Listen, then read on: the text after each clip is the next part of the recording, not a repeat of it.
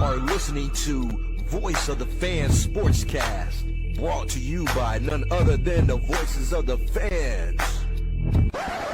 Oh, Canada.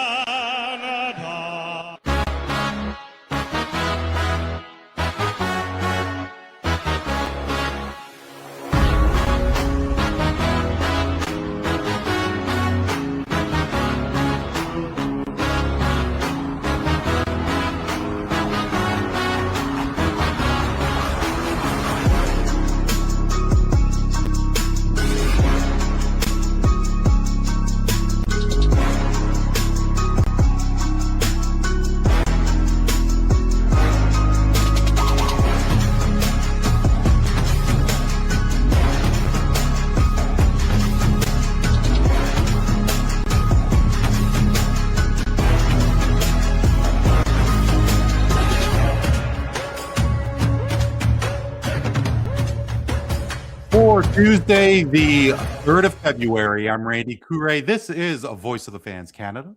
Hope all is well, and thank you so much for joining us. We are, live on YouTube at VOF Canada. Be sure to like and subscribe to all social media at VOF Canada. It's a fantastic time to be a sports fan. We are days away from not only the Winter Olympics in Cortina, Milano, Italy, but the Super Bowl in San Francisco, California. This is Voice of the Fans Canada, but our panel is south of the 49 parallel. They are the co-hosts of Foursquare Sports, introducing host Matt Siriani, Kevin Zelicskovics, and for the first time, Alec Nava. Boys, thank you so much for joining us. How are you? We are doing mighty fine, Randy. I've been pretty much a regular on the show, I guess you could say. Kevin's been on here before, but Alec is making his debut on this show. And I told Randy specifically, if we were going to talk some hockey, there's one person that I think would be a phenomenal hockey mind that you could pick brain on, and I recommended Alec. Yeah, no, I mean, and Alec, it's funny, before we got to air and we were chatting, just in preparation. Now, you are in North Carolina and you were born and raised there. However, you are all things Pittsburgh. You have the beautiful backdrop of the three rivers behind you, but you're wearing your Sidney Crosby Penguins jersey with pride, but you are all things Pittsburgh, including the Pirates. And that is because of your pops, is what you were telling me. Yeah, that's correct. The only thing that's not Pittsburgh is basketball, and that's because we don't have an NBA team in Pittsburgh. I'm a Houston Rockets fan, but all things else, I am Pittsburgh in sports. And how did you become a Rockets fan? Family matters on my mom's side. Oh, okay. Very cool. Very cool. Houston with Fred VanVleet on Houston, that still hurts my heart a little bit. But, I would have done the exact same thing getting that kind of contract. Fred has certainly a special place in the heart of Raptors fans. I'm sure he's going to do quite well in Houston. And back next year. Yes. Yeah, I'm sure he's going to do some great things next year. Kevin, you are in the Houston area, but you're all things New York, right? Correct. Yeah. Man, it's so much. That's why it's so much easier to be a Canadian, because there's only so little options to choose. Basically, Toronto, and if you follow hockey, maybe it's a different team outside of your province. But guys, once again, thank you so much.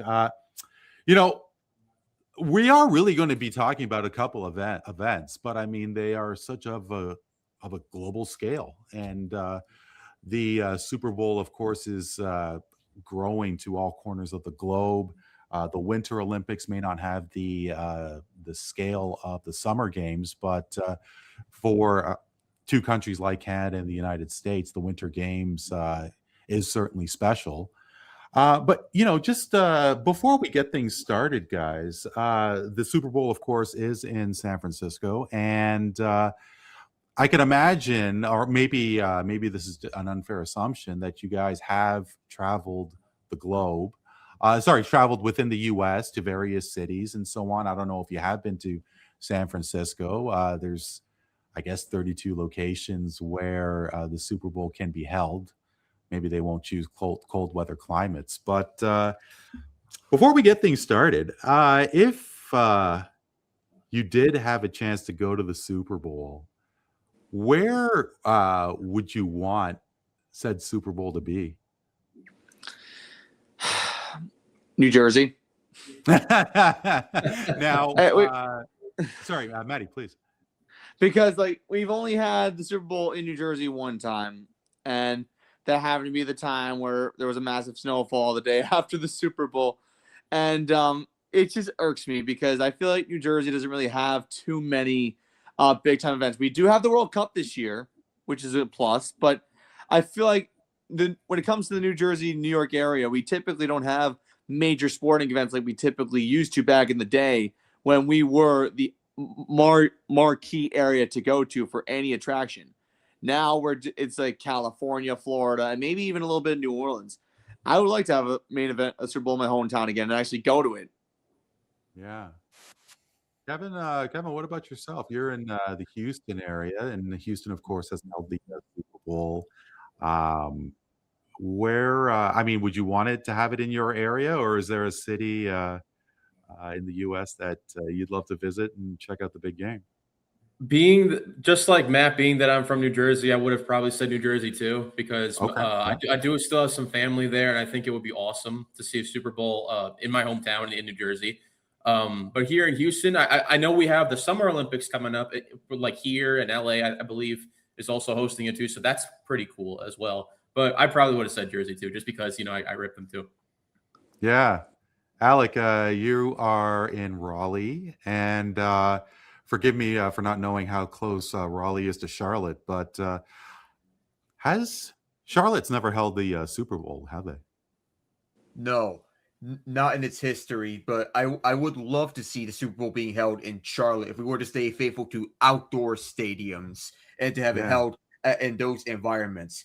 We've had a lot of indoor stadium, here in the NFL, and with more indoor stadiums on the way, if you're looking at stadiums in Kansas City, Cleveland, Chicago, Jacksonville's renovating their stadium to become indoor, coming over from outdoor. But if you want to stay faithful to outdoor, I think Charlotte would be one of the good places to put it at. If you want to have it indoors, then I would say Houston for that matter, because of the family ties and all of that. But for me personally, I would have it either at Charlotte or Houston. Yeah. Okay. Well, I'm a little surprised that you guys are not really Vegas interested, or maybe like in Arizona or something. Too expensive. I mean, but let's say money wasn't. I'd be gambling with my money if it was in Vegas. I'd be gambling with my money. I'd be broke. Are you three Vegas boys? Like, have you guys ever been? Are you guys gamblers? Yeah, we've never been. I've been there one time, and I can tell you right now, if you don't spend your money or invest the right way, or you don't budget, you will get wiped clean of all your money. I'd imagine. Yeah, I've never been to Vegas. The closest time I've ever come to even going there was plans falling apart for going there for a 7-mile race over at Las Vegas. Nice. A 7-mile running race. You were going to participate? I had plans with some of my college friends to do that, but it fell apart. Oh, okay. I'm not the biggest gambler in the world. If I have it, and maybe after a few drinks, maybe I would blow my life savings. But I got to tell you, like, I did go to a Golden Knights game during their first season against San Jose. And oh man, like Alec, I mean, you're apparently you're the big hockey guy amongst the Four Square crowd, and the presentation was just absolutely bananas. Like, imagine you've gone to your fair share of Hurricane games, but and I don't know, and it seems that the Hurricanes put on a really good show as well, especially during the playoffs. But it was just awesome, that Vegas scene. The arena being right on the Strip, the music. Yeah, that was just absolute carnage. But I mean, like, I know what you're saying, Kevin. I mean, it was a fortune and a half. The drinks, the tickets, and everything else. Okay. Yeah, for me, if I have been to my fair share of U.S. cities, I had a really, I was really impressed with Phoenix. Just the temperature. Like, I don't really know where the stadium is from downtown Phoenix. I guess it's in Glendale, right? So It's in Glendale.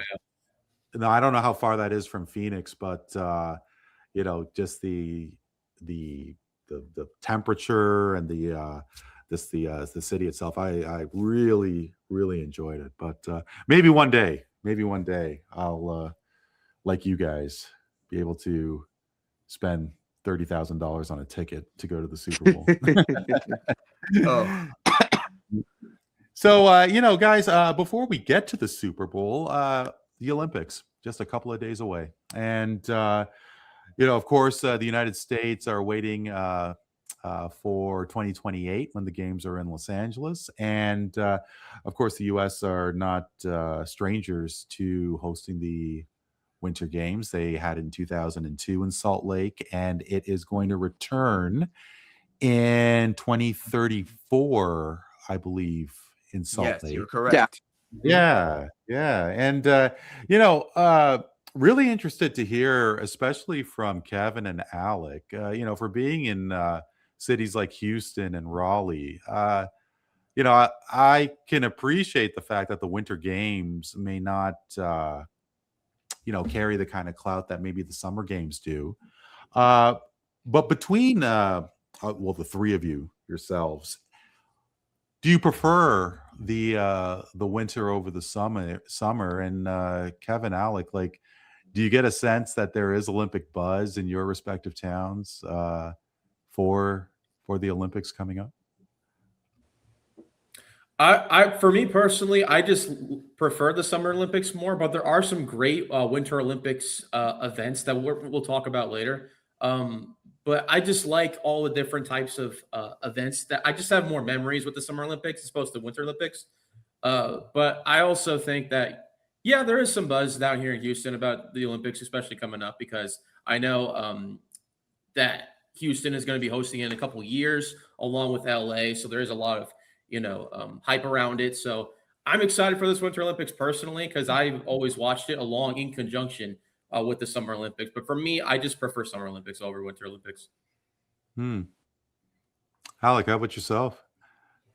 All right. I personally don't have an opinion about which one I prefer between Summer and Winter Olympics, because Summer Olympics is a lot of lasting memories. But where my ears perk up on the specific types of sports, aside from the obvious in the ice hockey, whenever I hear snowboarding, skiing in winter, or in the case of the Summer Olympics, aside from basketball, because that's an obvious factor, I'm looking at sports like field hockey, rowing, gymnastics, and specifically track and field, having been a track and field guy myself in high school. Okay. That's where my ears start to perk up if Summer Olympics, when track and field is mentioned.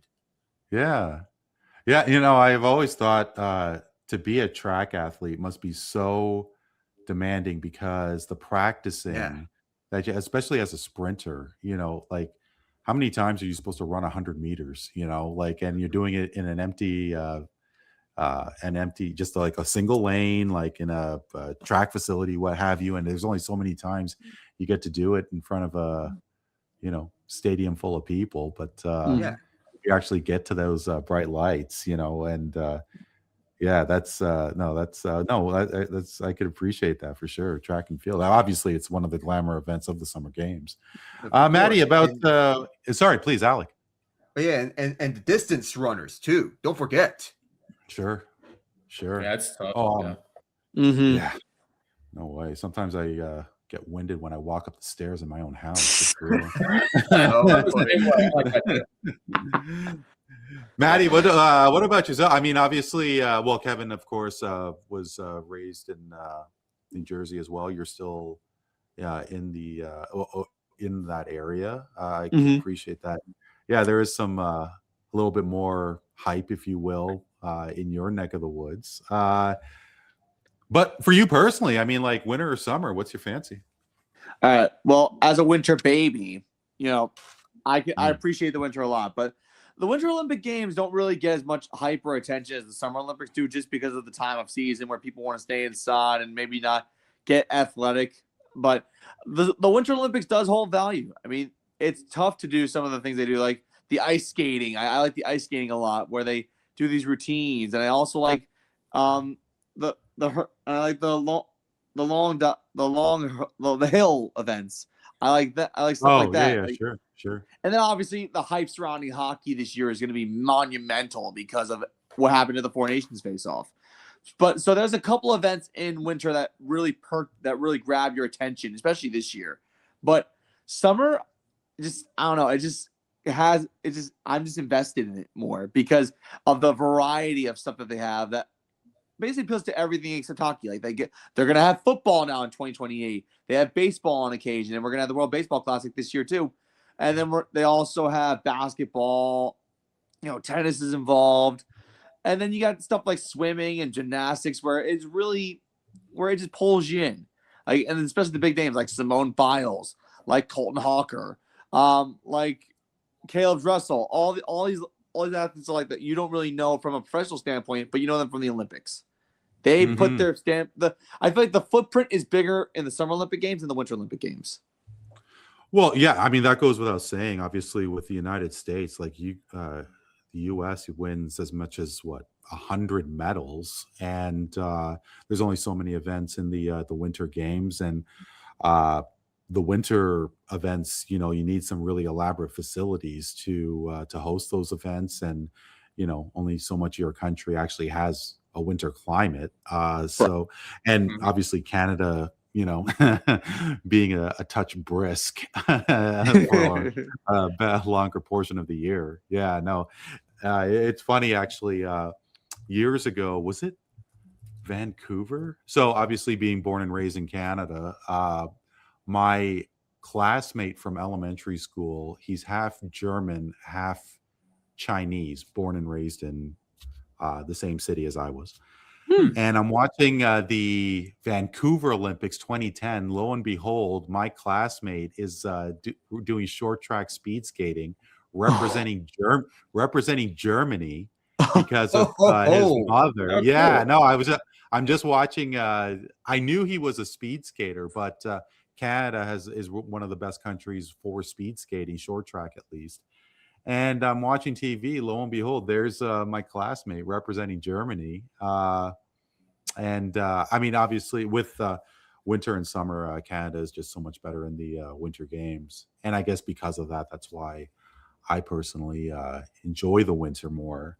And because, the ice events, including hockey, finally, NHLers are back in it. But should they be in it? Guys, because I'm telling you, I'm nervous. I'm really, really nervous to the fact that NHL talent is back in the Olympics. You guys being in your 20s, my first sporting memory, Matt, Kevin, you guys, when we were speaking with Tony Antonio, who's roughly my age as well, my first sporting memory was the 1987 Canada Cup, and it's a summer event. And all the top countries in the world were playing. Games were in my area, and it was in the summer, and there was no concern of injuries during the season. Obviously, the season doesn't have to shut down, and now, of course, they do, and they're going to have to do it in another 4 years, going back to Europe because the Winter Games are in France. Maybe a little easier for 2034 when it's in Salt Lake. But is this risk worth it, guys? Do you think NHLers should take part in the Olympics? So it's a push and pull thing because, yes, you want to have the best of the best in the professional craft participate in the Olympics because it's such a big pride thing with the Olympics where you're competing for a gold medal, you're representing your country, and it's great. But if, God forbid, you have a torn ACL on the ice during an Olympic event and you have to miss an entire year, that's where the red flag kind of comes in. It'd be kind of like the World Baseball Classic a few years ago when Edwin Diaz hurt himself and he had to miss a whole year of baseball because he hurt himself during the World Baseball Classic during a celebration. It's just one of those things where the risk is high, but the reward is also high if things go right. And I feel like that's the problem for hockey, especially how intense the sport can be. Kev? Yeah, I'm in agreement with Maddie here. I was just thinking the same thing. I mean, you can directly correlate the Winter Olympics in conjunction with the World Baseball Classic. Like, should players play in that too? It's kind of the same scenario here, where like, yes, it is a high risk, high reward scenario, but you want to play for your specific country. You want to try to win a gold medal, and you want to be performing on a global scale like that, on that kind of stage. And I think, like, for people in the NHL, I think it's a great way to showcase like their talents that people don't really necessarily watch hockey all that much. But if they watch the Winter Olympics, they can see what all these players can do at the highest level and compete with different countries around the world. So I think, yes, it does get a high risk if you're an injury away and then that you miss the entire rest of the season. But the reward is far greater, and I think the players are willing to take that risk. Alec, I mean, you're a hockey guy. Is that gold medal worth that risk? Now, for context, to go back on this, it used to not be the norm to send professional athletes to the Olympics. They used to restrict it to amateur athletes only. But if you want a true best-on-best tournament, the best players are the professional athletes of that respective sport. So if you want a true best-on-best tournament, that means NHLers. I mean, it could also mean professionals from other leagues that can step in and fill in those other roster spots on those other countries. So the risk can be worth it so as to represent your own country. There's national pride involved in this as well. So I get the point that Matt and Kevin are looking to get across. The injury risk, that's understandable. The national pride, also understandable. Yeah, well, I mean, when you guys were saying about injuries, I don't know if you guys remember, but when John Tavares was on the New York Islanders, he blew out his ACL, I think it was. He missed the rest of the season. Yes. After the Sochi Olympics. And I've always thought, I mean, the Islanders was just a fledgling team. They weren't really, they didn't really have much prominence. I'm wondering if Tavares was on the Leafs. I don't know if they're going to ever think about if Tavares was on the Leafs and then he injured himself like he did as a New York Islander. I don't think that the league would ever think about going back to the Olympics. Do you? And also, I had another point. Oh man, it always sucks when I forget my point. But yes, the 4-year consistency. The 4-year consistency of, say, the World Cup of Soccer. International hockey has never had a consistent rotation of event from event. Like, I could tell you that the Canada Cup, which is now the World Cup, it went from 76 to 81 to 87 to 91 to 96 to 2004, Alec, if I'm not mistaken, and 2016. I don't know how much a gold medal would be, like the value of it and representing your country, if the World Cup had a 4-year consistency. What do you guys think? Well, if the product was consistent, then I guess things would be a lot more smoother. But I don't understand why there is inconsistency in that juncture with hockey events and big time stages like that. Like, I haven't seen the Four Nations face off in a while. I forget when the last one was before last year. That was the first one, Maddie. The first one they ever did. Yeah, well, that was the fourth. Yeah, that's one of those events that they should run consistently. That if they want to keep that up and they want to keep repetition and also making sure that they're in condition for these type of events. That's the thing with hockey events. And I think because it's so physical and so demanding, that's why they don't do it as often. Especially because, like I mentioned, the injury risk for a lot of these players. Yeah. Yeah, the consistency is lacking with the World Cup of Hockey as opposed to the FIFA World Cup.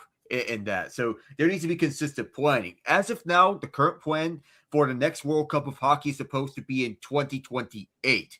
We've yet to figure out the host country and host cities for that matter.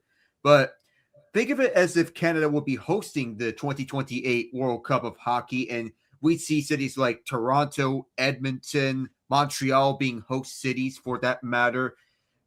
Everything is kind of niche right now. We don't know which countries are going to be represented. Could it be something similar to what we're seeing in the Olympics, what we're seeing upon the list of countries that could be represented for this type of event? And who's going to sanction this? Is it going to be the NHL themselves, or is it going to be the IIHF? Yeah. Yeah, well, it's funny, and Kevin, feel free to jump in if you have any additional thoughts. But quite frankly, I don't want to see World Cup matches in Canada, let alone the U.S. I want to see them in Europe. I really want to see them grow the game. I think that there really is something like if there was I know I keep bringing up this concept multiple times. I would just love to see it happen.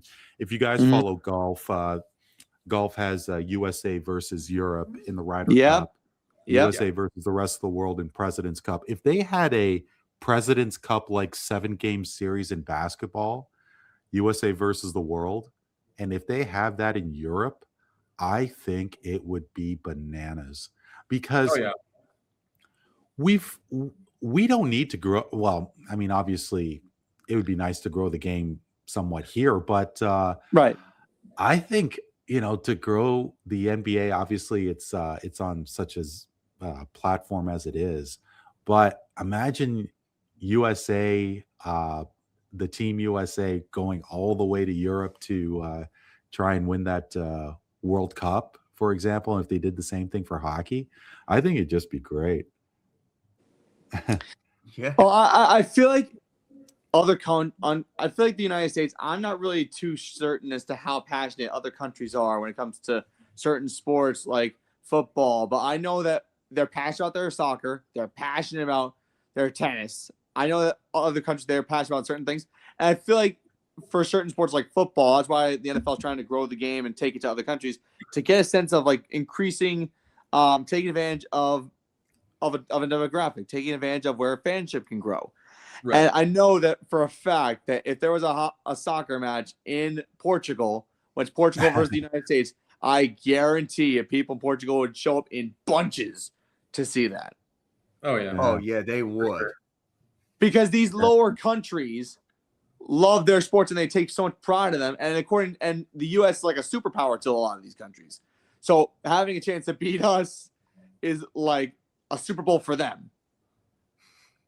Do you guys think that the NFL should keep going to Brazil? Because I don't know. It doesn't really seem to me that Brazil has much of a rugby foundation, and rugby, football, American football. I think there's more of a correlation than say American football and European football. Like Brazil doesn't make a lot of sense to me.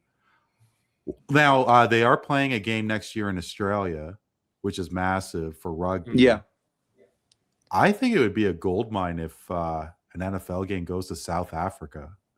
Because South Africa is just such an incredible rugby nation. They have infrastructure. The rugby stadiums are insane. Brazil doesn't make a lot of sense. South Africa, and I know we're going way off topic here, but I mean, the NFL is going to Mexico next season. Yeah, true. Yeah, but I mean, I guess, Alec, the American influence is such that it's so prominent in a country like Mexico. I'm guessing. But Brazil just doesn't make a lot of sense to me. Now, obviously, it's one of the most populated countries in the world, so they'll find people to go to those games. But South Africa just seems like it sounds like such a great market to grow American football to. I don't know. What do you guys think? I feel like that's a great point you bring up, Randy, especially about how one game is going to be in Melbourne, Australia, and you mentioned Rio. I think what the NFL is trying to do, and I could be wrong on this, But besides Antarctica, I think they're trying to play one game in every continent so that all parts of the world are like covered, and like that way the game of football can grow within every part of the world. And like Rio covers South America, obviously North America is going to have it. Melbourne takes care of Australia, Germany takes care of Europe, and now we're really only missing Africa and Asia. And you bring up South Africa, I feel like that'd be a good spot, like you mentioned, to bring a game like football, where the South Africa is known for having the rugby infrastructure and all that. I think that would be a great additions to have for like international games going forward. But I think that's what the NFL is going to do. I could be wrong, because what I was kind of confused too whenever I saw Rio and Melbourne. I was used to like the Germany games and all that, but Rio and Melbourne, like especially Melbourne in Australia, the only like downside I see to that is like the amount of travel that like the two teams who have to play in Australia have to do. And like, because I don't know exactly what the time zones are between like USA and Australia. Like, who can watch it or not? Like, I don't know if I'm going to be watching football at like 3 a.m. Like I have to watch the French Open. You know what I mean? So, oh my goodness. And the Australian Open for that matter. So I do think the NFL wants football to be a part at least once in like every continent, so that the whole world can like watch the game of football grow. So that's what I think. Yeah. And to add on to Kevin's point, it's not even just expanding, like going across every continent. They're starting to go to major cities. Like next year, we're gonna have an NFL game in Paris, France. Next year. Oh, there you go. Yeah. Yeah. Another. Actually, before you continue, Maddie, I got to tell you, I went to Paris a couple of years ago, and it was during the World Cup of Rugby, and my God, rugby in France is crazy. And France being such a strong rugby nation, and obviously Paris being one of the most affluent, big cities in the world. Yeah, no, Paris is a great idea. Please go ahead. But I think you want exposure across the country. It's not even just taking advantage of markets. You want exposure. And the fact that the NFL hasn't had a game in Asia yet is kind of shocking to me, because I know like 30-something years ago, there was like a preseason game that they had in Tokyo, and they wanted to try it out. And apparently that experiment didn't work, so they kind of just withdrew it. But to have an NFL game played in Tokyo, that'd be massive, because I was just about to bring that up. Because how big that market is across the country. Why am I thinking that they already did go to Tokyo like years ago? I want to They say did. that It was a preseason game, and they didn't really get anything out of it. they never had a regular season game in Tokyo. No. No. I don't think so. I know that before the Nagano Olympics, or maybe just after, the NHL did have a couple of games in Tokyo. They and I mean I think it did quite well, but is there?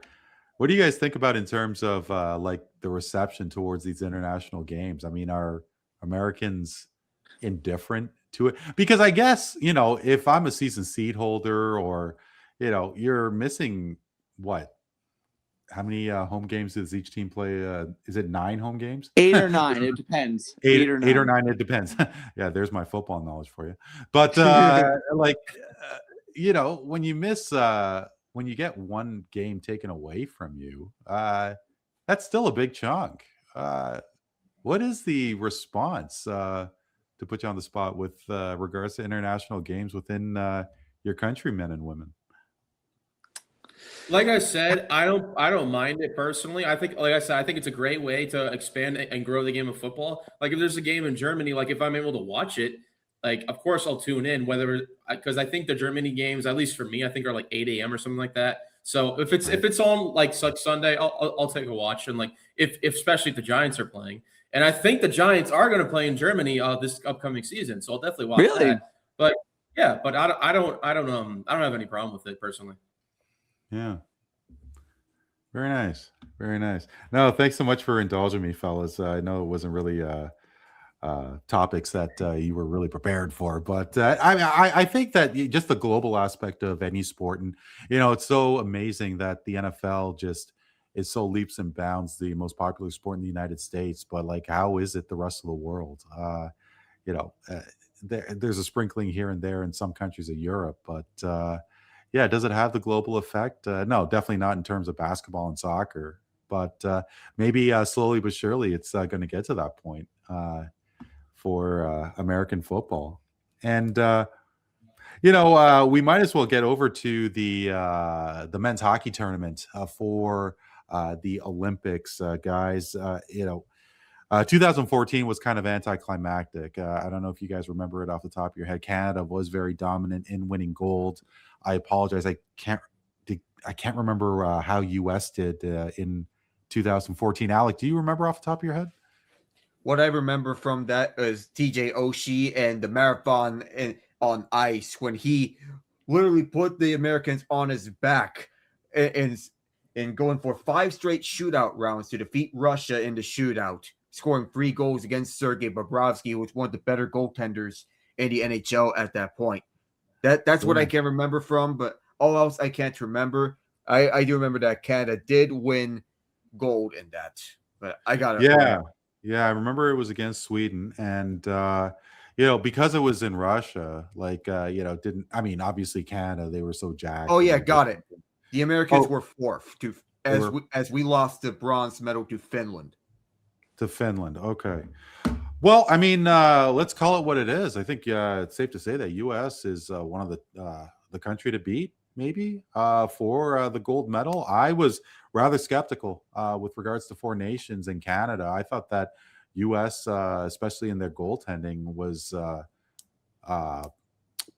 going to overpower Canada. And, Alec, we might as well start with you.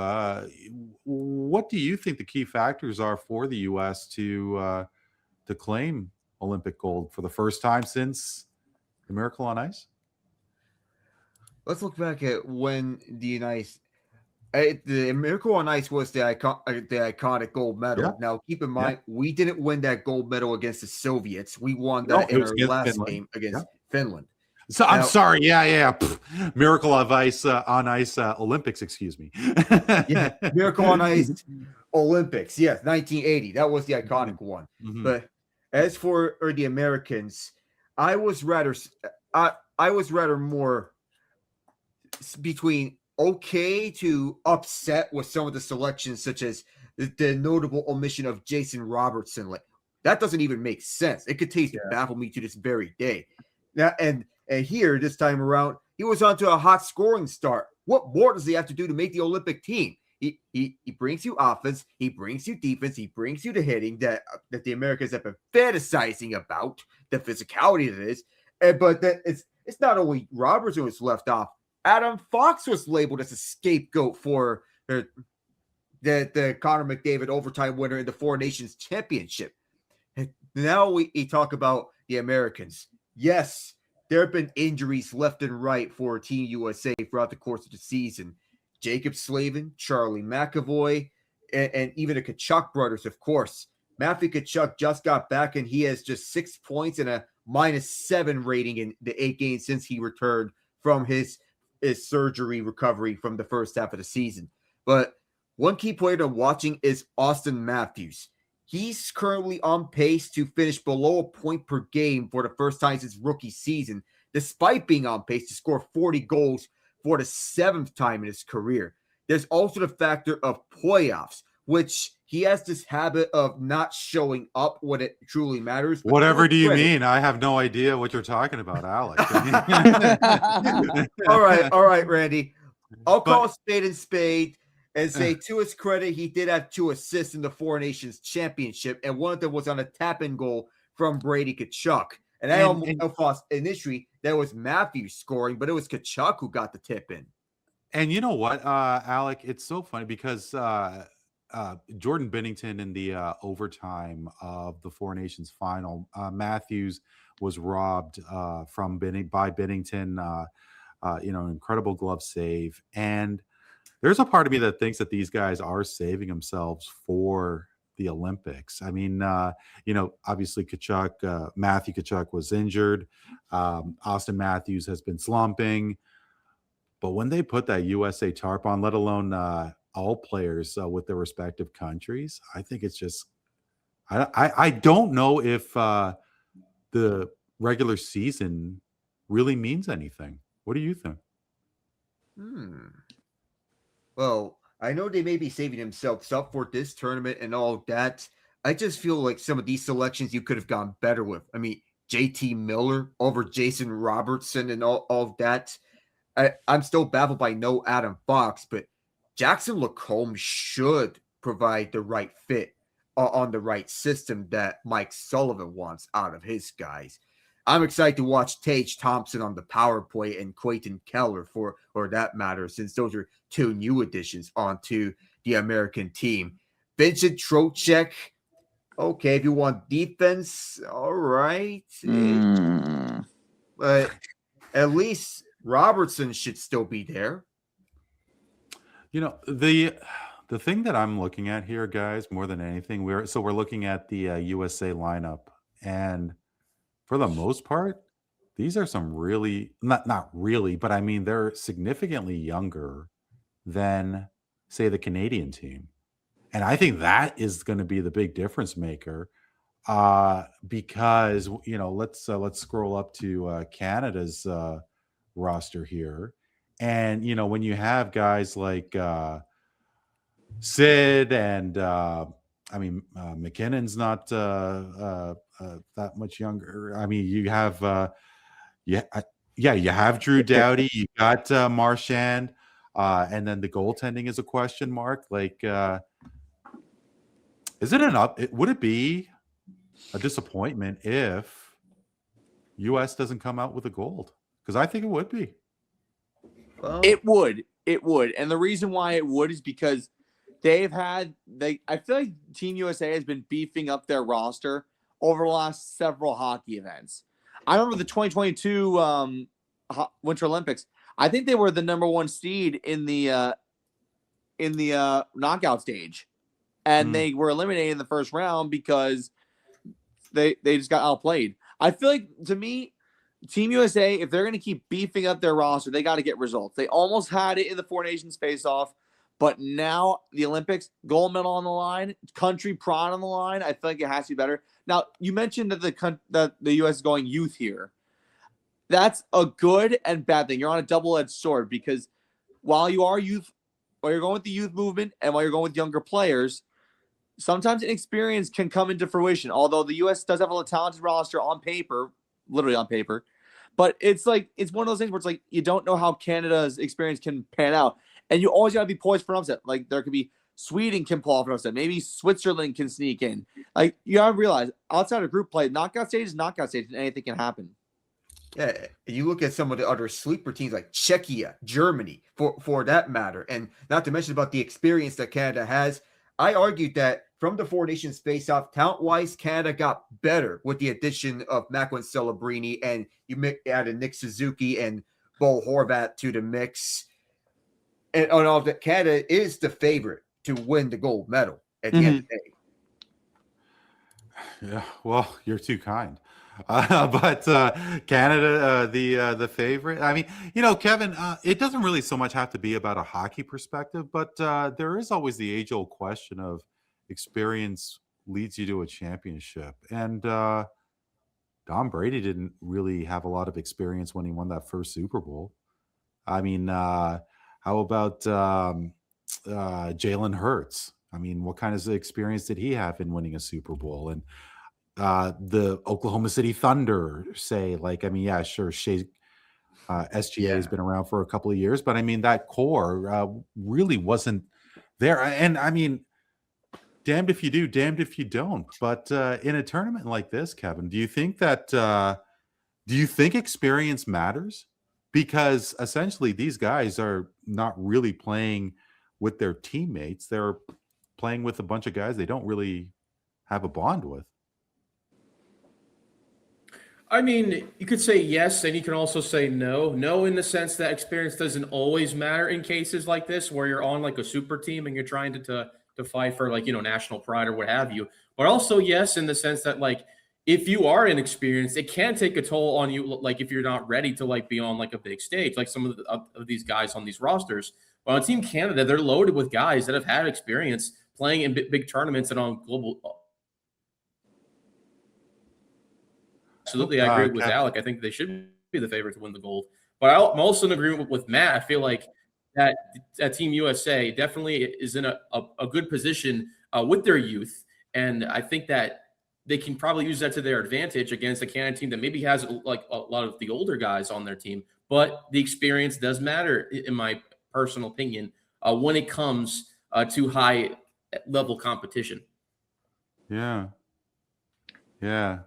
No, it is gonna. There is one more slide I want to show you, fellas. It'd be so helpful if I had a producer with me here. But yeah, let me see what I can do. Maybe I'll stop the screen here for a second. I'll share the screen, and I am going to go to hockey groups. So the groups have been obviously determined already. Canada is going to be in a group with Switzerland, Czechia, and France. USA is going to be with Germany, Latvia, and Denmark in Group C. Group B, a Scandinavian rivalry, the big rivalry between Finland and Sweden, Slovakia, and Italy. I guess if you want to go by NHLers, it seems that US has a bit of a quote-unquote easier path with a full roster of NHL players, where the other three teams in the group don't even come close. A little bit tougher for Canada's group, and of course Sweden and Finland. They're definitely going to go tooth and nail to try and advance to the next round. But quick prediction, guys. Who do you think we'll see in the gold medal game? Alec, you may have to help me out here. Do you know how the format is for the tournament? Like, is it group winners and the best team that's not in first place? Or no, it can't be. It's there's got to be a quarterfinal and a semi, right? What's the deal? Yeah, so first is the first round. So the first round consists of the teams that everywhere else based on seeding. Quarterfinals, the three teams that win their group get to the quarterfinals, from what I'm believing it to be, and then the fourth place team in that finishes on points, they go to the quarterfinals. So everywhere else competes for a quarterfinal spot in the first round. So then there on out, it goes quarterfinals, semifinals, and then gold medal and bronze medal game, for that matter. Yeah. Yeah. So that means, okay, so if it's a quarter, so that means there's 8 teams. There's 8 teams that make it to the quarters. So, but I mean, long story short, you can't really say that it is going to be Canada, USA going for gold, right? You gotta think done, Randy. Yeah, easier said than done for sure. In terms of grabbing a medal, why not Finland? I mean, it was Finland and Sweden. You know what? I don't even know if there's any point in asking this question. We might because personally, my thoughts are that USA is the gold medal favorite. But you never know, because is Linus Allmark, Alec, do you know if he's going to be able to return? He came back from his time off dealing with mental health, and honestly, all the props to him about addressing mental health, because it's a serious matter to deal with. Oh yeah, no, for sure. And what better way to whatever the situation was, to represent your country and maybe have a little success in the Olympics.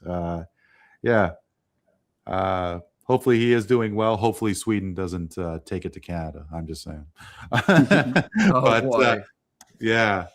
Guys, why don't we make our way over to the NFL, shall we? Yes, dude. Lots of changes have taken place. Some interesting press conferences. Of course, we're going to be talking about the Super Bowl. I think leading up to the Hall of Fame announcement with Bill Belichick, which we'll get to in a moment, the Buffalo Bills, of course, made headlines not only with the firing of Sean McDermott, but a wild press conference with Bills owner Terry Pagula, basically throwing McDermott under the bus for a wide range of reasons, just looked extremely unpolished. The Bills had this magical run the past 8-10 years, getting a consistency to the playoffs, being a Super Bowl contender. Of course, they've never won a Super Bowl. Now you do have this going on. What's going to happen with Keon Coleman? Because Pagula was not too kind to him during that press conference. How much further is the Bills behind the 8 ball? In terms of damage control, in terms of shaking it off, being a contender again, are they still there, or do they have some work to do now? I feel like this team has work to do after their owner called out basically the entire organization. I feel like the team is still good, although this was their best chance to win the Super Bowl because no Mahomes, no Lamar, no Joe Burrow standing in your way in the playoffs. You had to run the table because you were the most experienced team in the playoffs, and then you lose in the second round. You don't even make it to the conference championship game. And go to the Terry Pagula thing, for instance. First off, that was very, very uncalled for and very unprofessional of him to call out, to throw Keon Coleman under 1,000 buses, as Alec put it, to basically say radical or extreme things about Sean McDermott that really didn't seem to make sense. And talking about how Josh Allen was crying at the press conference and how he expects a winner. And all you had to do was say one thing: we've hit the proverbial playoff wall.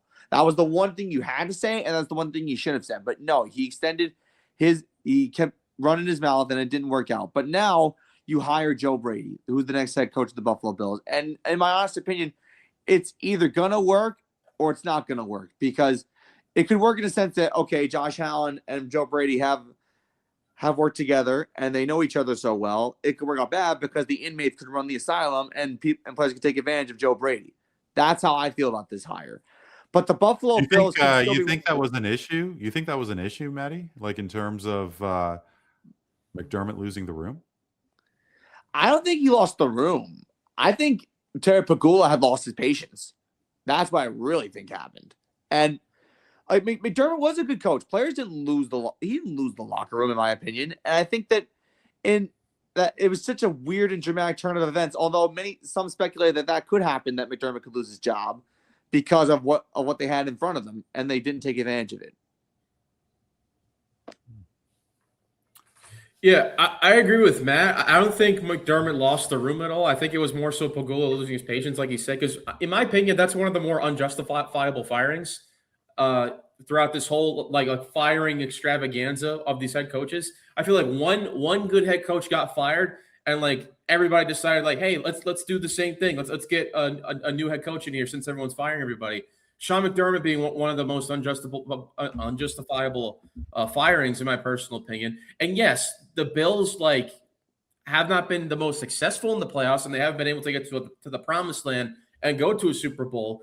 But you also have to consider the fact that it's not really all Sean McDermott's fault for what the players do onto the field. Like that catch, Dalton Kincaid could have made that catch, and they could have won the game against the Broncos, and then we wouldn't even have this discussion, would we? And then it would be already in the AFC Championship game against New England, and then maybe they knock them off, and then we're talking about a Bills Seahawks Super Bowl, and then we would squash those arguments right there. So I feel like I agree. It's more so Pagula than McDermott or anything else, and I agree with Joe Brady.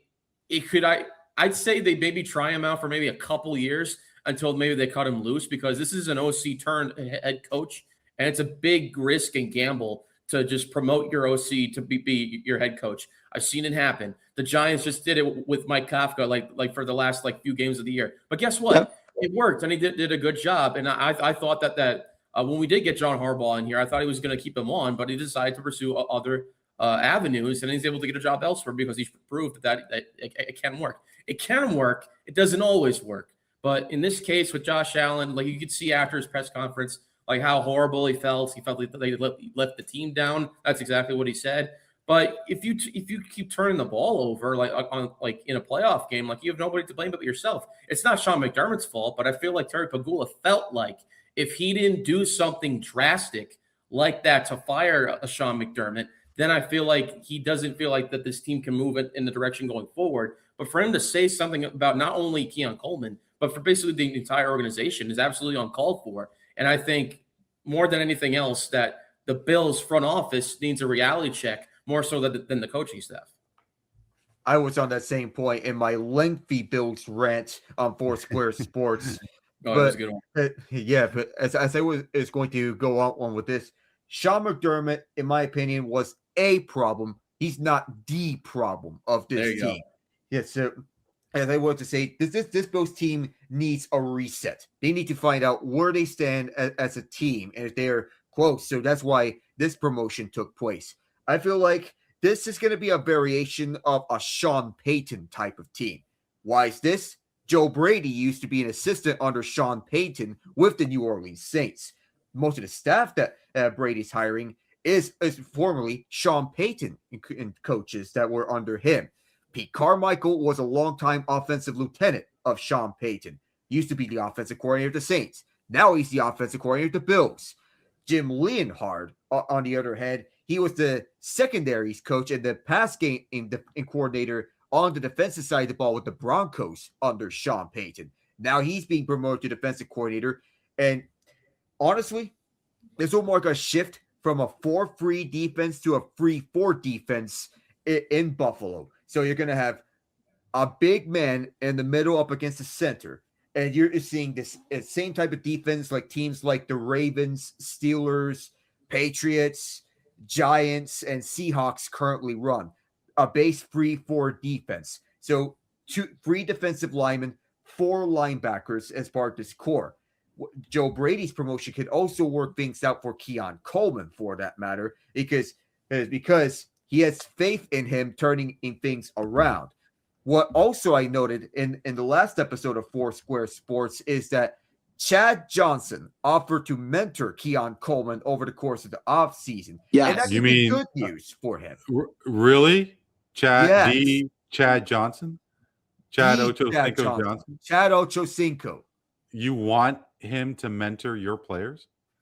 If the goal is to develop your highest drafted wide receiver into a wide receiver 1, then this can mean good things work out. You need to have a wide receiver 1 that can truly separate from one another and make battles in contested catches. Chad Johnson can help with that to help with Keon Coleman grow into the wide receiver 1 that the Bills were envisioning him to be when they traded down with the Chiefs.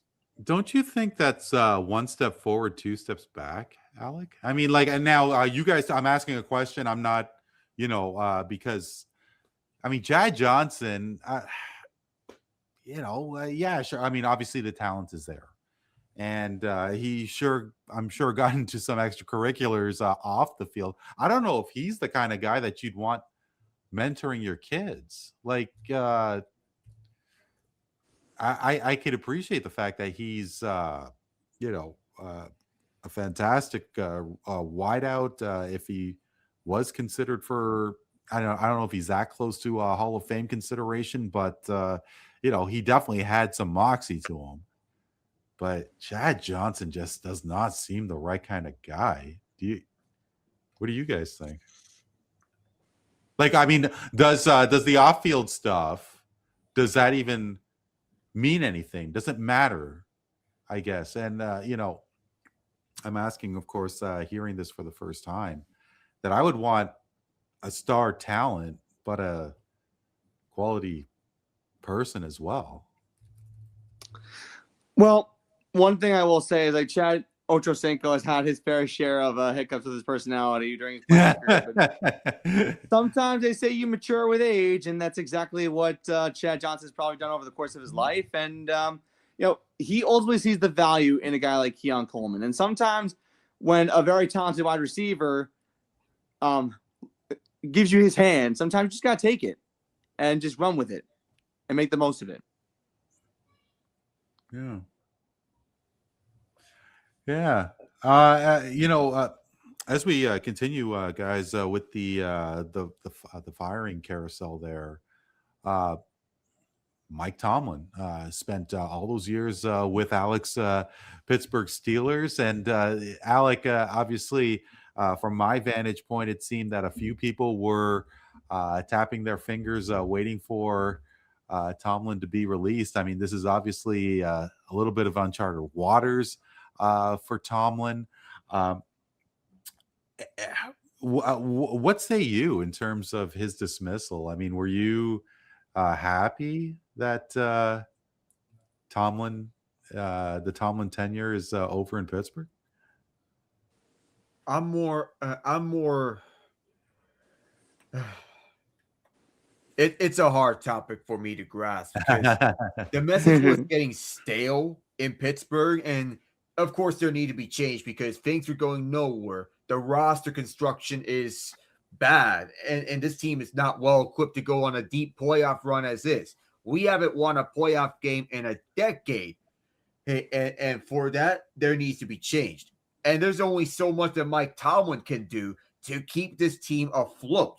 I mean, he's been coaching for 19 years with the Steelers, and seeing so much squeezing every bit of juice right out a team that isn't going to go anywhere towards a Super Bowl or a higher draft pick can only put so much on you. So he had to do what he did, and that's step down on his own terms because the Steelers do not fire coaches. We have a tendency to let them go on their own terms.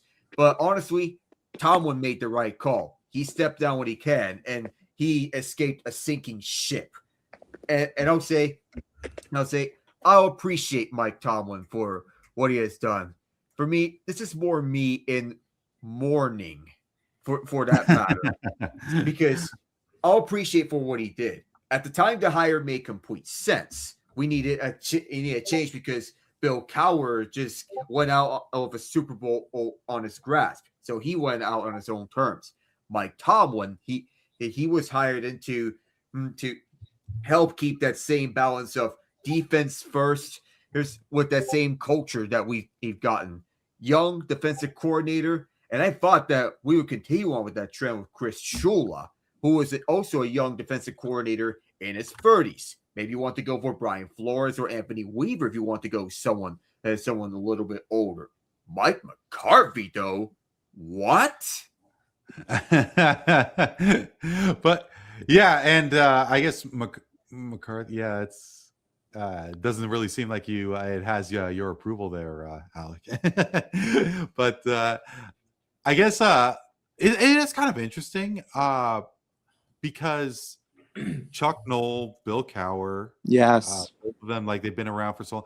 Why do you think is it just simply a loyalty thing with ownership that they're just are they just too married to their head coaches, Alec? I mean, like, and I guess Maddie, Kevin, you could chime in as well. Yeah. I mean, 3 coaches since how many 3 coaches years? since 69. 69. Like 3 coaches since 1969. That's So actually insane. Thinking about that. That streak will mean that normally you have a very good, well-oiled operation around you. But here's the difference. Dan Rooney, when he was living, he made the tough decisions. He knew when and things were going stale, so he knew when to make the tough decisions so as to make the moves that made complete sense. Art Rooney II is just married to the brand he's obsessed with the idea of a competitive team and not an actual competitive team. When you're squeezing so much juice. Sorry, Alec. Just to help me out here. When did Art Rooney take control of the team? When Dan Like Rooney what year was that? 2017. 2017. Okay, so 9 years, and I guess Art Rooney didn't win a playoff game since he took over. Yeah, this is Art Rooney II, by the way. We have not won a playoff game under his ownership. Yeah. Yeah, I could appreciate that. It's some frustrating times over there. But I know for sure. I mean, I guess between Harbaugh and I know Pete Carroll had a difficult time in Vegas. I mean, was there beyond McDermott, fellas? I mean, was there any firing that was a little bit surprising for you? Oh yeah, for sure. For sure. And I can just say it. He's the coach of my team currently, John Harbaugh, easily. Like as soon as when I saw that he got fired, I was like, what? Why? And like, even though, yes, they did lose that close game to Alec's team, the Pittsburgh Steelers, I'm like, are they really going to be blaming John Harbaugh for Tyler Loop missing a 43-yard field goal? Like that is not his fault. And yes, I know that you can look at the Baltimore Ravens' previous playoff runs prior to that. But same thing. All of those playoff runs, how they ended, were not John Harbaugh's fault. Like look at the Ravens where Mark Andrews dropped a tying 2-point conversion. Look at when they versed who was it? I think it was the Broncos or wherever it was, where they had a fumble in the end zone and they ran it back. Bengals, and they ran it back for a touchdown. Look at Zay Flowers fumbling in the end zone when diving for it. Those are not John Harbaugh's fault. It's literally just mistake after mistake after mistake by the players on the field at the worst possible times. That has nothing to do with coaching. That's just effort and not being able to execute at a timely manner whenever you're called upon on a field, especially in the playoffs. And it comes at the worst possible times when it happened. When they versed the Titans and Derrick Henry ran all over them. Now he's their running back and he's played great, but he fumbles the ball. That's something that coaching can't solve, but it's effort for holding on to the ball. And Derrick Henry is a great running back for all that he is, but sometimes he lets the ball pop out of his arms whenever he runs the ball. That's nothing that Harbaugh can control. All he can say is like, hey, hold on to the ball, man. Like, there's nothing really that you can coach from that. Effort cannot be coached. I've learned that a long time when I was playing baseball for my entire life. But, like, it's nothing like that onto the field, especially that missed field goal by Tyler Loop, which he absolutely should have made. That's not Harbaugh's fault.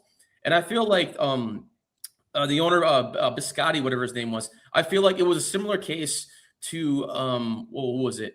Sean McDermott. Like, I feel like – he felt like if there wasn't a big change, like firing a head coach, that they wanted to bring like a younger guy in here, like a Jesse Minter, which they did, and see what different direction they want to go because they know that they can win and they can get to a Super Bowl with this core with Lamar Jackson who's still in his prime. And I understand that like other teams have been and the quarterbacks have been in the way of him, like Burrow, Mahomes, Allen, and all that. But that shouldn't be an excuse. It doesn't fall on Harbaugh like at all, in my opinion. So I think that's one of the more baffling hires, along with Sean McDermott and Mike Tomlin. Yeah, Maddie. Before we, Maddie, please go ahead. Honest to God, I agree with what Kevin said. I mean, John Harbaugh has been coach of the Baltimore Ravens a year shorter than Mike Tomlin was coach of the Pittsburgh Steelers. Mm-hmm. He's run a great organization. He's a former Super Bowl champion. He was criticized for not firing his offensive coordinator, who now has a job with the Cleveland Browns. But it was just bad player execution. A lot of the other firings, like maybe Raheem Morris in Atlanta, you can probably say is a little bit of a shock because he typically didn't get a good rep in Atlanta, even though it was his second opportunity and he was dying for an opportunity like that, and he did a good job. But other than that, John Harbaugh is the most shocking firing because he literally did nothing wrong. I beg to differ about the nothing wrong part because the blown double-digit leads, the blown fourth quarter leads, the conservative play calling in the fourth quarter. What about all of that? Are we just gonna let that fly out the window or all of that? Maybe I can see it's a player problem, but also we have to acknowledge the execution problem. We can't just address the elephant. We can't just leave the elephant in the room unaddressed. Yes, fair enough for all of that. Fair enough. But to the point of the player execution, yes, the Zay Flowers stuff. You had to point out Mark Andrews, the Tyler Loop, and all of that defensive breakdowns after Mike McDonald left for Seattle. Zach Orr looked overmatched as a defensive coordinator too. And let's not forget, Lamar Jackson, despite all his heroics in the regular season, the playoffs his playoffs has been an up and downhill battle, but when it's bad, it's summarized by his pass to triple coverage against the Chiefs in the AFC Championship. Good point, Alec.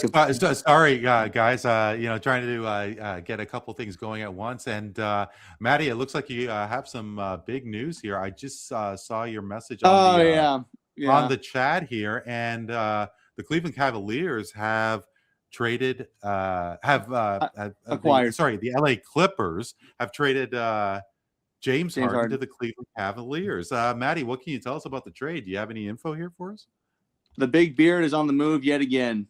It's honestly become a common formality where James Harden wants to win a championship. He can't do it, and then unfortunately the guy has to go from location to location just to try to find a spot that makes sense. And it's just amazing, man. The guy, he just never seems to go away.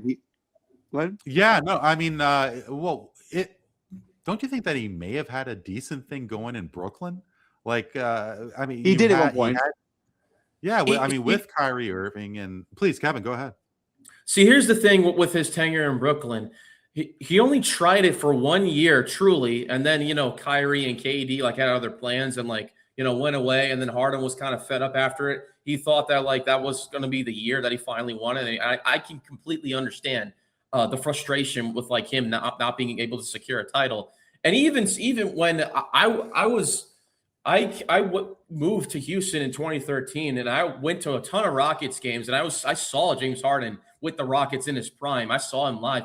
I was there live in Toyota Center when he dropped that 60-point triple-double against the Magic. I still have the video on my phone. So it sucks to know that he was that close, especially with the Rockets, where that team was up 3-2 against the 2017 Golden State Warriors. You can argue is the best team ever to play a season of basketball with a 73-9 record. It sucks when you're that close and then you fall back on the notion that I request a trade.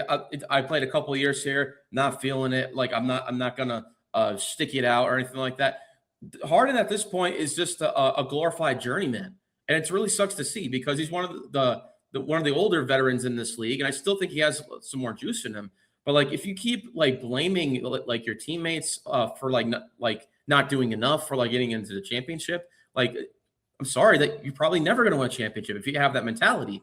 That's a big reason why, in my opinion, I think a guy like Russell Westbrook isn't going to win a championship either for that same kind of mentality or lack thereof. I understand he's played with guys like Harden and KD. Remember when they were in the finals together when they were with the Thunder back in 2012? That was Harden a long time ago. Yeah, Harden almost won a ring then.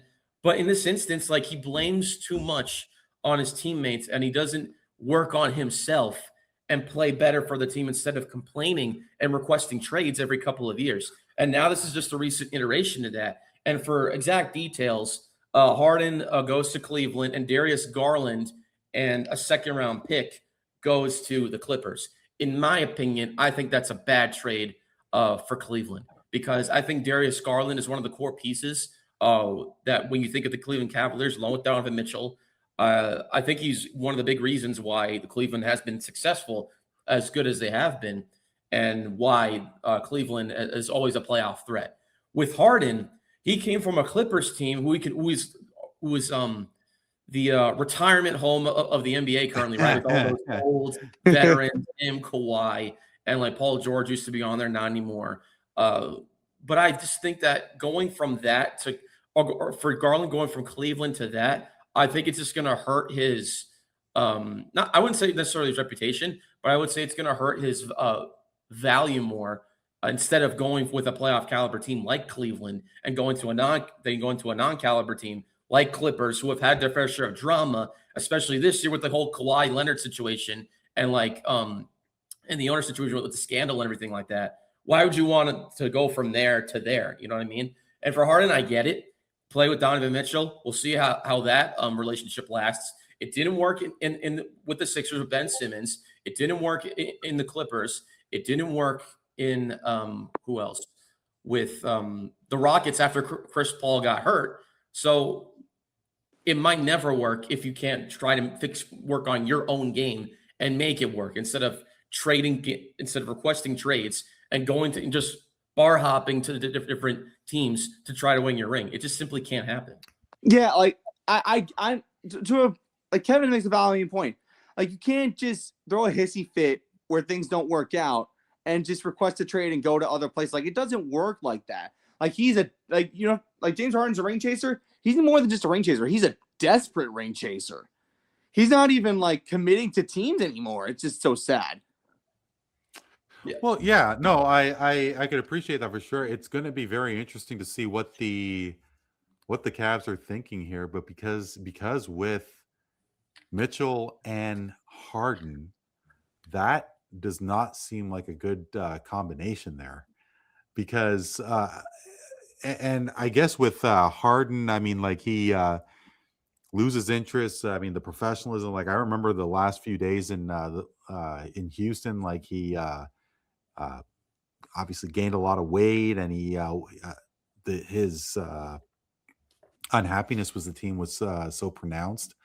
And now to go to the Cavs, you wonder if this is what the Clippers need in getting a guy like Darius Garland, because he seems to be a piece that the Clippers could definitely use. And I also bring the point of, like, I think what he should have done was he should have stayed in Houston even after Chris Paul got hurt and left. I think he should have stayed in Houston and then talk with, like, front office and say, like, okay, I want to stay on this team. This is how I think we can make the team better, instead of requesting a trade and then giving up a good thing what you had there. Because look at the Rockets now. Now they have KD, and they're one of the top teams in the Western Conference. Wow, you should have stayed there when you had the chance instead of going for a trade. And yes, the Brooklyn thing did work for a little bit until it didn't, but you didn't give it the time and commitment that was necessary in order to solidify yourself as being a championship caliber team. And if you only commit for 1 year, you can't, if you're not fully committed for a team for like a good chunk, maybe like 4 or 5 years, or try something like that. Talk to front office, tell them, hey, this is what I think we can do to make the team better. I'm going to work on this myself. I'm not going to make any excuses. This is what I think should be done to help the team. Do it like that instead of requesting trades and then just quitting when things get tough. That's my opinion. It doesn't work like that where you just quit. Like, you got to give an experiment a chance. Whether you agree or disagree with the direction of a program, you can't just quit like that. Like, he's just so mentally weak at this point by doing the stuff he's doing. But was it just like a bad thing going with the Clippers? Like, I don't know how much older guys like Zubac is, but Kawhi's always in and out of the lineup. Paul George went off the rails. I was thinking that, like, especially when Kawhi made his way to LA, that the Clippers were going to be a force with Paul George, and of course, it's been a disaster. And and I mean, you guys tell me, like, in terms of Harden's dejection. I mean, was he mailing it in? I haven't really seen a lot of Clippers games myself, but maybe the team just tried to do him a solid, and the Cavs were just a sucker to give in. To give in. I mean, the Cavs need to do anything to improve from where they are in a packed Eastern Conference. They're 6 games behind the Pistons for first in the entire East. Yeah, I mean, Cleveland is 5th in the East right now. They're not terribly far behind. I mean, they're not as good as they were last year. Last year they were really good, and they were probably like a top 4 seed. But I honestly am more mad at James Harden than I am about the Cleveland Cavaliers, because James Harden does this all the time. It seems like this is his routine now. Go to a team, stay there for a year or even less than that, and then leave to go to another place where I think I can win a ring, and then falter in the playoffs. No, I'm going to tell you guys exactly what's going to happen right now. So Harden goes to Cleveland, right? He's going to have a big boost to their offense for maybe like a good few months, let's say, gets into the playoffs, does well in the first round, and then gets to the second round, gets absolutely smacked. Harden stays there for one more year, and then the team doesn't do well, and he's like, all right, I'm out. Same thing. It's a repeating cycle with this guy. I'm calling it right now. If that happens, he's going to the Pistons next. There's no way. I mean, why would he go to Detroit if Cade Cunningham is already elite enough? There's no way Detroit. Oh, it's a joke. It's a joke. Okay. It's a joke. Okay. Got it. Oh, okay. I know for Kev. Go ahead. One last thing about James Harden. If you're trying to get a ring so bad, then Christ almighty, just go back to the Oklahoma City Thunder where it all started for you. They just won a championship. Just go back there. Yeah, but you know that there's no way that the Thunder players want a guy like Harden on their team. I mean, he's already developed into what he is right now. And OKC already has a foundation with them. Defense first, offense first and a half. Yeah.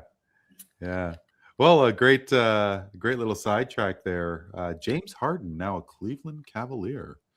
Guys, I don't know if you had forgotten, but we were talking about football in the Super Bowl. I do have a little slide to show you guys because, help me out here. I mean, is it defense that wins the big game, or is it the quarterback? And it's just so amazing that Sam Darnold has come out of nowhere too. Well, I mean, sorry, I've had Matthew Stafford in my mind, but Sam Darnold, of course, is leading the Seahawks to the Super Bowl against the second coming of Tom Brady, shall we say, with Drake May. And man. But a lot of people are thinking that Drake May, maybe not so much Tom Brady, but he is going to be that guy, that leader, that the replacement to Tom Brady. And is that really the case? What I did want to ask you guys, and I apologize once again. Well, how talented are the elite level quarterbacks between Mahomes, between what we're seeing in Drake May and Tom Brady and Peyton Manning and so on? How good are these guys? Is it their offensive line that gives them the opportunity to flourish and get all the accolades? Because and the reason why I'm asking this, guys, is Daniel Jones, because he from what I understood was just struggling with the Giants, and then he goes to Indianapolis. He is having a great start, and then he gets injured. I mean, and it's so amazing to see quarterbacks just succeed so strongly.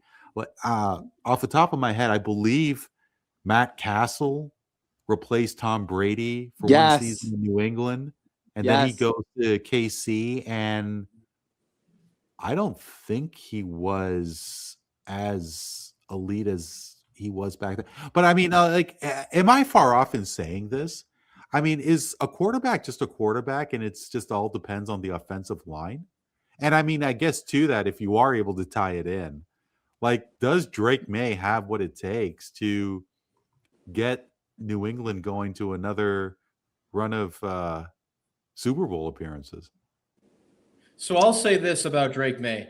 With all the hype surrounding him, I could definitely see the potential that he could have. The problem is, I think you mentioned our quarterbacks are quarterbacks, or do they have a good offensive line? I think it's a lot of factors, not just the offensive line. Obviously, a good offensive line helps when you have a ton of time to throw the ball, but you also have the defense on the other side. You need to have a good coach that knows what they're doing. And I think don't necessarily think that I think that the least impact position is actually running back, in my personal opinion. Because you look at Super Bowl winning running backs, and you don't see the big, bright, flashy names in there who have won Super Bowls. You mostly think of the quarterbacks, the defenses, and how many points that the Super Bowl winning team put on the board. And for this season in particular, yes, I will give Drake May credit. He has looked like a great quarterback this year, but then people obviously look at, like the strength of schedule that they had. It's pretty favorable if you look at it from the Patriots' point of view. They've only had, I believe, one win against a team that's over 500, and that was the Bills back in early into the season. And then you look at the postseason run, and again, the scenarios have also been very favorable. Facing a Chargers team that has Justin Herbert on it, who is not really known for doing well in the playoffs per se. The Texans, with C.J. Stroud turning the ball over 4 times on interceptions and fumbling the snap 3 times, so inexperience there. And then the Broncos, what do you know? Bo Nix gets hurt and can't play in the NFC Championship game, and they have to face a backup quarterback. But I do think the Patriots defense deserves a lot of credit for being able to get to the for being a big factor to getting to the Super Bowl. Obviously, Drake May is a big part of that, but I don't think that it necessarily all falls on Drake May to perform. In the Super Bowl, I do think it does, because in my personal opinion, he's an MVP candidate, this year along with Matthew Stafford. But in my personal opinion, if he does not play like an MVP in the Super Bowl, I don't think he's going to win the Super Bowl, regardless of how good your defense is. We saw exactly what happened with C.J. Stroud having the top defense in the league, and his offensive struggles, his turnovers. He wasn't making the right decisions, and that can come from inexperience of playing in the playoffs. With Sam Darnold, you mentioned Daniel Jones. Sometimes a change of scenery can be good for a quarterback, and if you're going from a bad situation, bad system, into a good system, I think that benefits the quarterback even more if you're even halfway decent. Because look at Sam Darnold in his first 2 tenures with the Jets, not a good position or system to be in at the time, but I don't necessarily think that he was bad when he was playing there. The Panthers, same situation, a bad situation. I don't think he was the problem there. Then he goes to be a backup with the 49ers, a Kyle Shanahan. I think that we talked about this on our last Sports episode, that we believe that Kyle Shanahan unlocked something within Sam Darnold. And you saw what he did last year with the Minnesota Vikings of all teams, got them to a number 1 seed. And that doesn't happen. And then the Vikings, for some dumbfounded reason, decided to move on from him and replace him with J.J. McCarthy, who's garbage. And then the Seahawks pick up Sam Darnold. And what do you know? He's a Super Bowl quarterback. And I think that's a big is that hindsight, though, Kevin? I mean, in terms of Darnold, McCarthy, let's say that McCarthy does find the code to get some success going, because there was a long stretch where Darnold, was just a middling quarterback. And I am thinking about Matthew Stafford. I mean, Matt Stafford at 37 is an MVP candidate. How many years has he been in the league? And a long time. I mean, since 2009. Since 2009. And he was not elite level until, dare I say, recently, relatively recently, because from what I see, correct me if I'm wrong, fellas, Matt Stafford wasn't really one of those elite level quarterbacks until just a couple of years ago. Well, here's what I think. Matthew Stafford, when he was on the Detroit Lions, the Lions were a really bad organization at the time he was on there. He did guide them to the playoffs, but the problem is the Lions franchise, the team around him, was mostly not that good. What I can say about your point is maybe changing an environment can enhance your play and enhance your position in the NFL and maybe make you look better. But right now, Matthew Stafford's looking great and MVP caliber because of the team around him. I think that's the main thing. There's no I in team. I'll put it that way. But you could spell me. Good one. Yeah. I'll find who said that. Yeah, no, it's just so fun. Yeah, sorry, I was just having a little tactical. Kobe Bryant. Kobe Bryant once said that. Yeah, Kobe Bryant said, "There's an ME in that." I miss Kobe, man. Oh, yeah, hard to believe it was 6 years, eh? 6 years. Yeah, I know. 6 years. That's crazy. Yeah. You can't say Kobe anymore unless you make it. True. Make it? If not, then we're gonna see a whole turn of events a la regular show. Oh God. I'm sorry, I'm missing what you guys are referring to. It's Cartoon Network stuff. Yeah. Cartoon. Oh, okay, gotcha. Yeah. Now I don't know why we. Great Okay, show, gotcha. bro. Really good. It's a goated show. It is. Okay. It really is. Mhm. Fair enough. Fair enough. I guess. Really, do you guys think that it's New England's game? Like, I mean, who do you guys have for Super Bowl 60? Okay. So for context, for people who are watching, I'm just gonna say one thing. The Seahawks are a 4.5-point favorite. So if you plan on maybe seeing them win by a touchdown, or you think they're gonna win by a touchdown, you can take that 4.5 all the way. But I think I have Seattle winning and covering that 4.5. I think that their defense is really good. Their offensive skill position players are better. And I think that they've just looked better this postseason than the Patriots have. And the Patriots have played more games. But think of it. We're going to have an even playing field. Because even though the Patriots have had a bad 3 games, they've come out on top all 3 games in bad weather conditions. You got to give them that. So does that make a difference? Well, I mean, I don't know what the temperature is going to be like at San Fran, but wonder if that does make a difference. The weather from the previous games. It's supposed to be right below room temperature. Right below room temperature? Okay. Yeah. Kev, Alec, what do you guys think? You guys think it's Seattle as well, or? I do think it's Seattle, and it's not for this is not a knock on the Patriots at all. It's just, in my opinion, like just based on how I've seen both teams played, I will go back to the Patriots and like the path that they got to here. I do think that was a more favorable scenario for them as opposed to the Seahawks, where they had to go through a pretty loaded NFC conference and beat the Rams again, which I think you could argue. Me and Alec, for context, had the Rams going to the Super Bowl in like the bracket challenge that we do on Foursquare Sports. So that's how good that we think the Rams were capable of doing. The fact that the Seahawks are able to beat them tells me that the Seahawks can pretty much beat everyone that if they played exactly their game. And then you also bring up the point about offense and defense. The defense for Seattle is really good, along with their secondary. They score a ton of points. They do.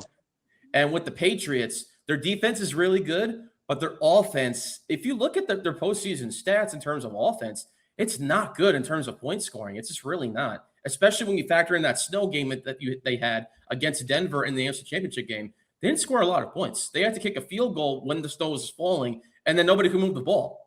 And so with Seattle, I see this game not being particularly close. In fact, I think that 4.5-point spread, I think is too low. I think it should be more around like double that, in my personal opinion. And I think that Seattle, if they do everything right, I think that they should easily win the Super Bowl. But like I said, if Drake May plays like he's an MVP, right? If he plays like that, then I can easily see the Patriots for providing this rather upset against the Seahawks here with more favorable conditions this time. But for now, I'm sticking with Seattle. All right. So sticking with Seattle. Alec?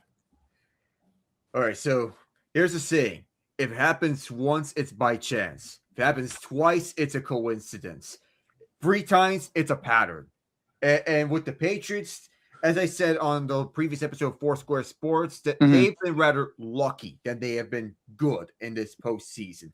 Yes. All right, you beat the Chargers, but it wasn't really exactly that convincing. And keep in mind, I had the Chargers win that game, but Justin Herbert has a habit of falling short in the playoffs when the lights are brightest. It's happened 3 times already, and that is a pattern in of itself.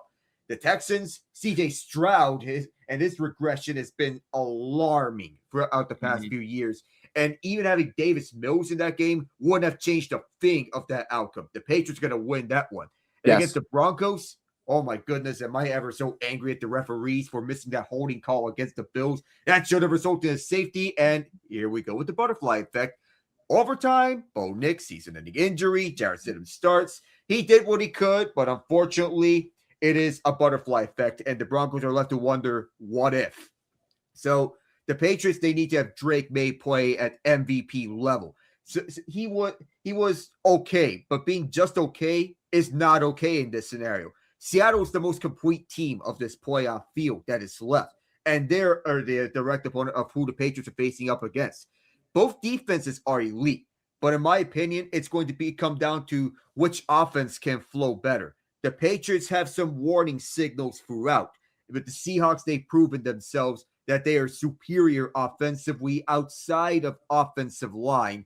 But that's not saying much on offensive line because Will Campbell has had his shakeups, even though he did look better against the Broncos. The Patriots like to bring pressure. The Seahawks also like to bring pressure, and they don't even have to blitz either way. Mike McDonald saw the success that Kyle Hamilton's had in Baltimore. So why not have another Kyle Hamilton and Nick Eamon-Worry and a shutdown corner, Devon Witherspoon, to cancel out the other shutdown corner, Christian Gonzalez, in the head-to-head matchup. So Seattle has the all-around good best team. I think it's going to be the Seahawks, and it's going to be by at least 2 scores. I'll go one further about Super Bowl MVP. Our other co-host, John Welch, predicted Sam Darnold to be Super Bowl MVP. And you know what? I'm riding along with him. The Ghostbuster, who is more of a Joe Flacco than a Trent Dilfer.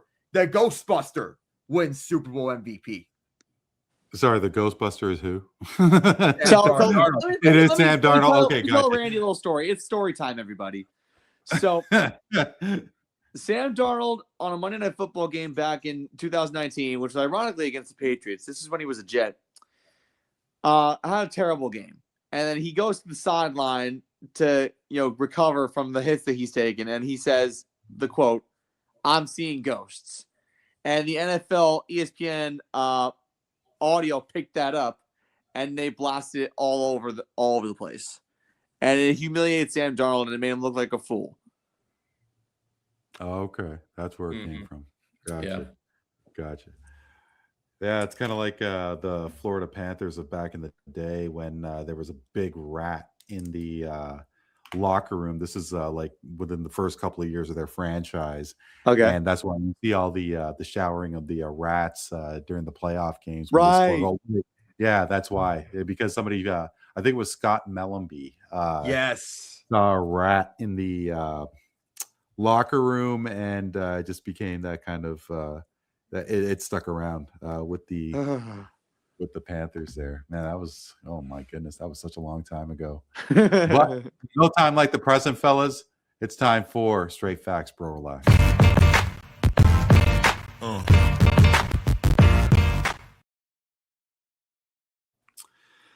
So, Kevin, you did take part in the final segment of our show, but we did have a different twist to Straight Facts, Bro Relax when you first appeared. This is Alec's first true time with this segment, and essentially I'm going to give you a statement.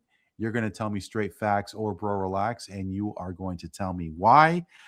Kevin, we'll go with you. And, we were, of course, talking about NHL players going to the Olympics, and who knows what's going to happen within the next few games.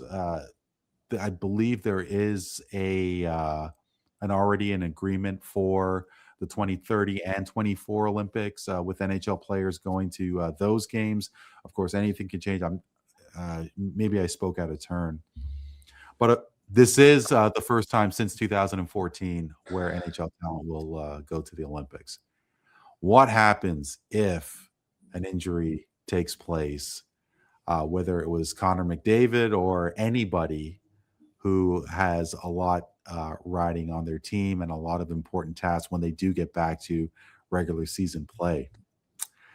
The NHL will not send players to the Olympics after the 2034 games. Straight facts, Bro Relax. I'll say Bro Relax at this point. So, and the reason I say that is like I said when we were talking about it earlier, I think with NHLers going to the Winter Olympics, I think it has a sense of pride for them where like they get an extra boost, like going and playing for your country and for national pride and all that, and for gold medals.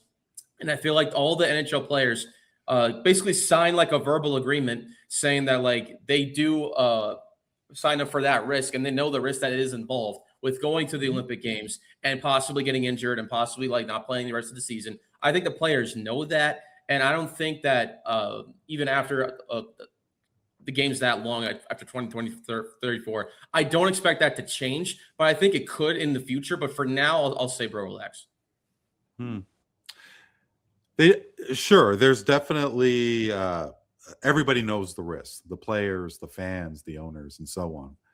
But if it does happen, and let's say that Connor McDavid goes down for the rest of the season, Edmonton makes 2 finals, and they're going to take a huge step out. Leon Draisaitl playing for Germany, who's not expected to medal, but you could expect that he's going to go full tilt. And if he gets hurt, it's just more and more reason for the NHL to have a summer tournament, that World Cup, get it a 4-year consistency going. It's so disappointing because as I'm a number of years older than you guys, international hockey guys, and of course you've had to have experienced it before, but there's nothing like it in hockey. They've really missed the boat promoting the great game. Alec, off the top of my head, I can't really remember the last time there was a decent slam dunk competition in the NBA. Here in Toronto, the slam dunk between Zach LaVine and Aaron Gordon took place during All-Star Weekend. That was probably one of the best ones in the competition's history. You think about Aaron Gordon and Derek Jones, which had a little bit of controversy, but it just seems to be like it's lost so much luster. And I am wondering if it is going to last much longer. Is there a possibility that we may not see even the All-Star game weekend? I mean, because the effort is just so minuscule. With regards to the slam dunk competition, Alec, at some point the NBA will remove that competition from All-Star weekend. Straight facts, bro, relax. While true, the slam dunk contest has been awful over the past few years, it's gotten more the same throughout that time span.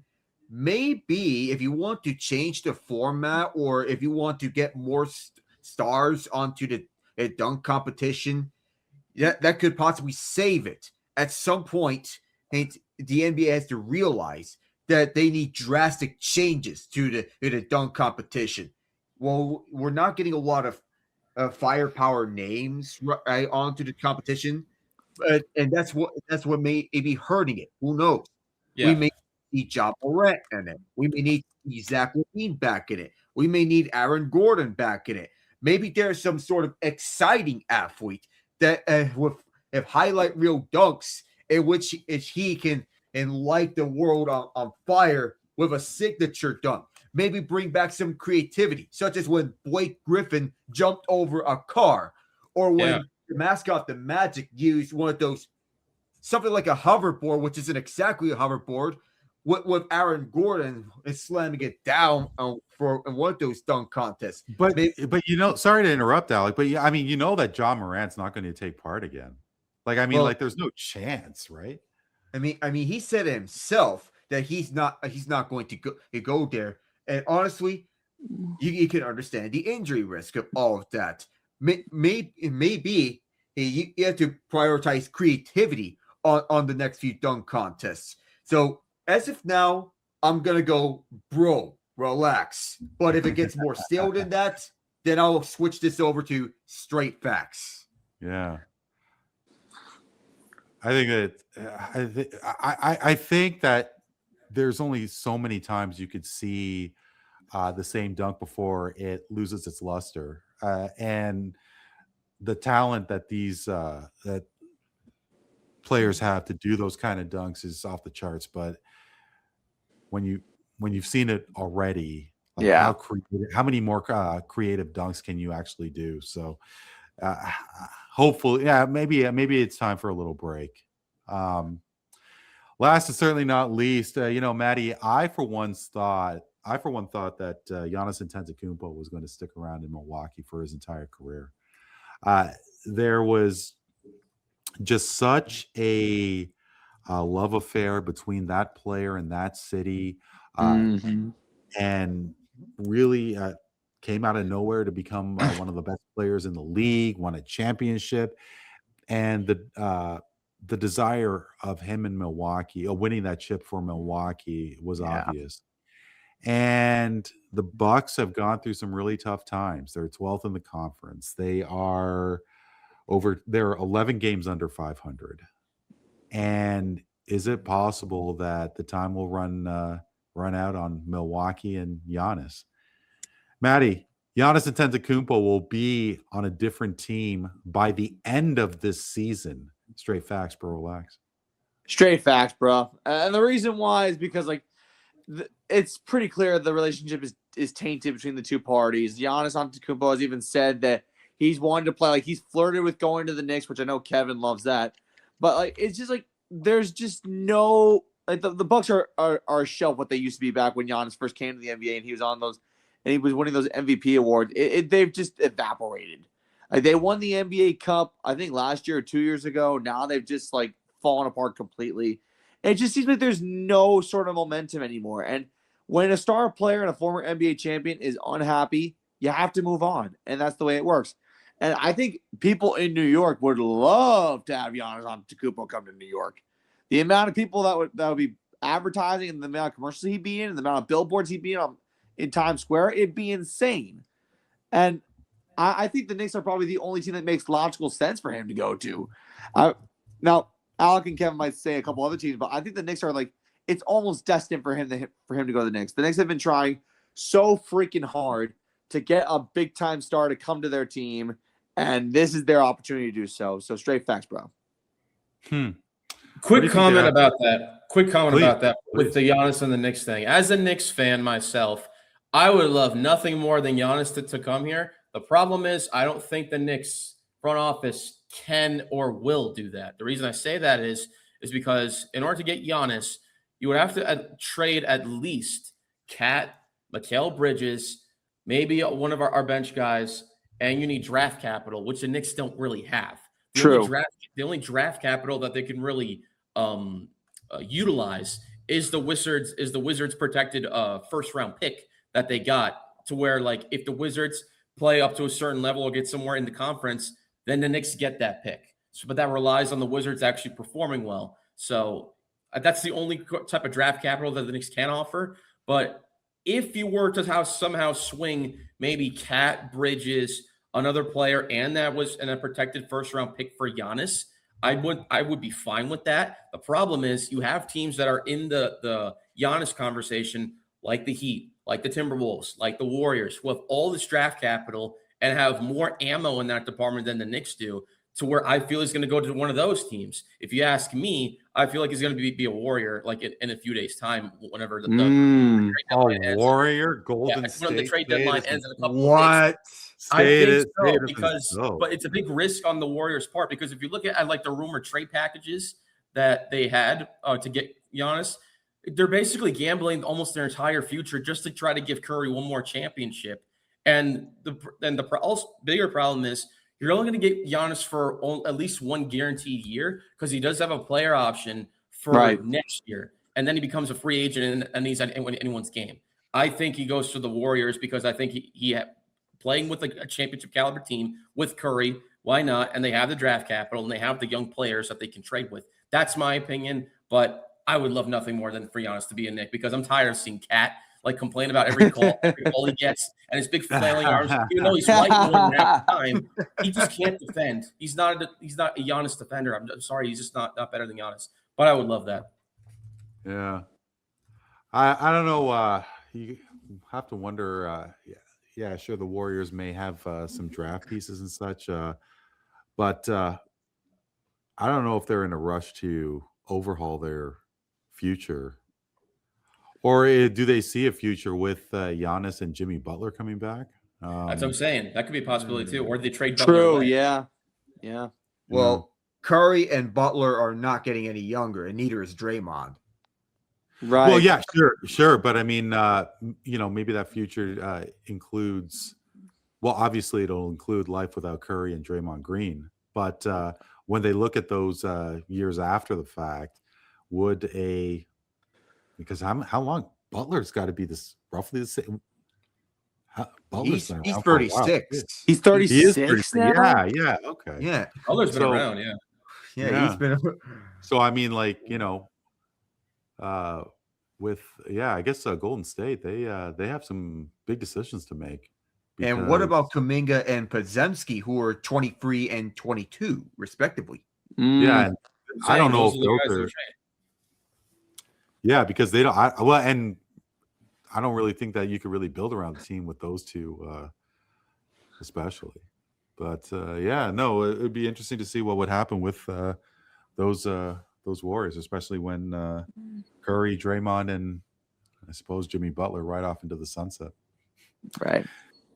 Fellas, thank you so much. I really enjoy coming on Foursquare, and I mean, Maddie has been on a number of times. Kevin really enjoyed when you joined us a few weeks ago. Alec, the door's going to always be open for you as well.